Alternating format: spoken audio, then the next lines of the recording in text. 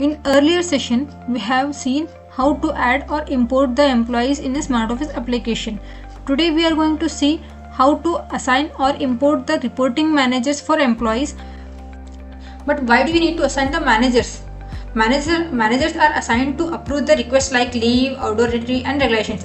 When an employee applies for the request like outdoor entry and leaves, it goes to the manager for approval. Once the entries got approved, the system updates the records automatically. Okay, then we'll see how to assign the reporting manager. To assign reporting manager, go to the attendance, employees, and in employees, select the employee to whom you want to assign the reporting manager. Then click on assign manager option. Here you need to select the manager level, that is primary or secondary. If there are multiple managers, then you have to select primary or secondary. If not, then you can just select the primary manager and select the manager who is the manager. Okay, then click on save button. This is how to assign the reporting manager. Now let us see the reporting manager details. To see the reporting manager details, go to the action button, click on manager details or manager list.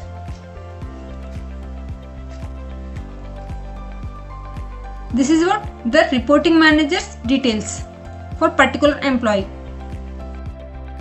Then if you want to see the reporting employees list under a manager, then go to the action button of manager, then click on reporting employee list. Here we can see the reporting employees for the particular manager. Okay. Now let us see how to import the reporting managers in a bulk. To import reporting managers in a bulk, go to the import or export Excel. Here go to the employee reporting manager and then export the data or export the sheet.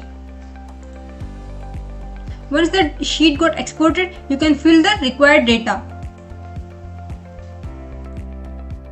In this sheet, there are some fields are mandatory which have been highlighted here. You can see the highlighted fields. Okay, then fill the required data like supervisory employee code, manager level and supervisory employee name. Under supervisor employee code, if there are multiple managers, then you can mention both the managers code, and manager level, if there are multiple managers, then you have to mention it is primary and secondary. Then supervisory name, you have to mention both the managers name here. Okay, if there is only a single manager, you can just mention the single employee code, manager level as primary and single supervisory employee name. Okay, then fill the details. Once the data got updated, you can just save it and import into the sheet, import into the application. Here under employee reporting manager, choose the file, select the sheet and import it. Once data got imported, you can check the reporting manager's details under the employee window or employee master window. Here you can see the manager details.